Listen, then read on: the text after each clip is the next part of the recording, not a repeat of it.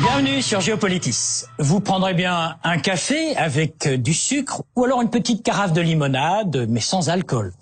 En tout cas, si vous avez soif de connaissances, sachez que tous ces mots, café, carafe, limonade ou alcool, tous sont des mots d'origine arabe. Ces mots, ce sont autant d'apports à l'Occident en provenance de cette brillante civilisation arabo-islamique, cette civilisation qui a transmis, inventé et magnifié tant de disciplines entre, disons, le 8e et le 13e siècle. Mais il n'y a pas que les mots, il y a les mathématiques, le calcul, nos chiffres arabes, il y a l'astronomie, la chimie, la médecine, la philosophie et la géographie. Géopolitis, qui existait peut-être déjà autour de l'an 1000, décrypte ce que l'Occident doit à l'Orient. Prenez le Coran. 750 versets, soit à peu près 1/8 du livre saint, exhortent les croyants à étudier la nature et, je cite, à faire de l'acquisition du savoir un élément de la vie de la communauté. Mahomet, le prophète Mahomet, a vécu, on le sait, de 610 à 632. Après lui, ce furent 6 siècles de réel épanouissement intellectuel, scientifique et culturel, car après de grandes conquêtes territoriales, la civilisation arabo-musulmane s'est développée dans une phase de prospérité matérielle et intellectuelle extraordinaire. Dans la région d'Andalousie, c'est lors de cette phase de prospérité que les savants de l'époque accomplirent un acte déterminant. Ils traduisirent en arabe les manuscrits scientifiques et philosophiques de toute l'Antiquité, qui étaient alors en langue grecque. Platon, Ptolémée ou Aristote.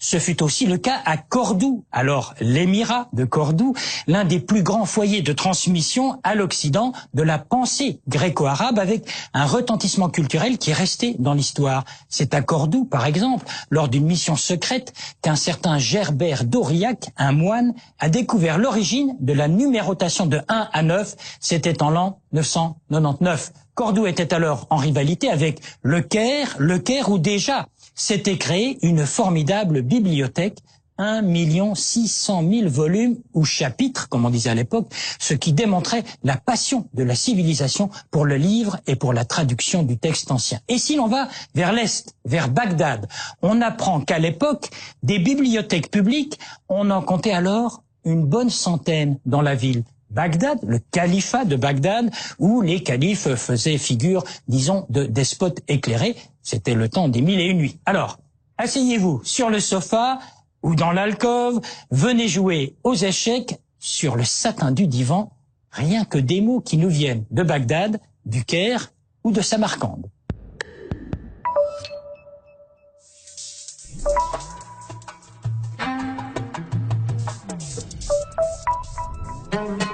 C'est l'un des principaux apports de la civilisation arabe, le papier. En 712, les Arabes conquièrent Samarcande, ville de l'actuel Ouzbékistan, en Asie centrale. C'est là que l'on va maîtriser l'art de battre le lin de manière à en faire une sorte de pâte qui progressivement va remplacer le velin et le parchemin.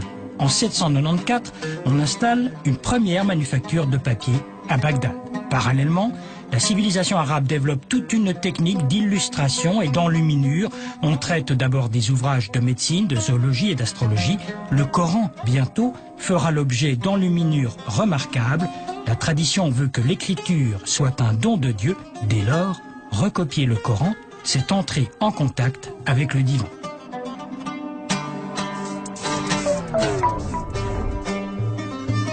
Au Moyen-Âge, les vrais pionniers de la recherche médicale, ce sont les Arabes. En premier lieu, ce sont eux qui ont gardé, conservé et transmis les savoirs de l'Antiquité. C'est grâce à eux que nous connaissons les enseignements d'Hippocrate. Il semble que les Arabes aient repris la théorie dite des 4 humeurs, à savoir que la maladie résulte en fait d'un déséquilibre entre la bile, le flegme, le sang et l'atrabile. La médecine consiste alors à rétablir cet équilibre par des remèdes et aussi par une alimentation appropriée. On peut citer une encyclopédie médicale de l'époque, celle dite d'Avicenne, qui répertorie près de 800 remèdes. Avicenne, qui était iranien et qui a vécu il y a exactement 1000 ans, est en fait le premier médecin qui a décrit avec autant de précision des maladies comme la méningite ou la pleurésie. Et c'est aux contemporains d'Avicenne que l'on doit la description de la circulation sanguine pulmonaire et l'opération de la cataracte. C'était déjà l'une de ses spécialités. Jusque-là, en Europe, on utilisait les chiffres romains. Et c'est au Maghreb que l'on allait mettre au point les chiffres dont nous nous servons aujourd'hui, les chiffres arabes, de 1 à 9. Coup de génie, les mathématiciens de l'époque, qui n'avaient d'ailleurs pas ce titre, ont décidé de prendre le 0, qui était d'origine indienne, et de lui conférer le statut de nombre, ce qui n'avait rien d'évident à l'époque. Tout le calcul devenait simple, avec non seulement les chiffres, mais les positions des nombres dans un ordre défini, les unités, les dizaines, les centaines, les milliers, etc. Du coup, on rendait quasi immédiate la possibilité de faire les 4 opérations de base du calcul.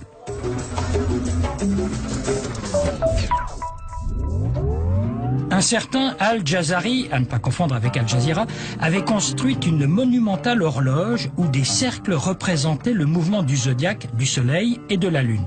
L'astronomie a toujours passionné la civilisation arabe qui avait non seulement intégré mais encore développé les découvertes de grands anciens comme Ptolémée. C'est ainsi que se sont matérialisées les cartes du ciel et que se sont perfectionnés des instruments de mesure et d'observation comme l'astrolabe. Et comment oublier que ce sont ces savants arabes qui ont imaginé le plus vieil outil pédagogique de l'astronomie, le globe céleste. L'astronomie, le calcul, la médecine, le papier comme support, autant de disciplines maîtrisées par cette civilisation arabo-musulmane.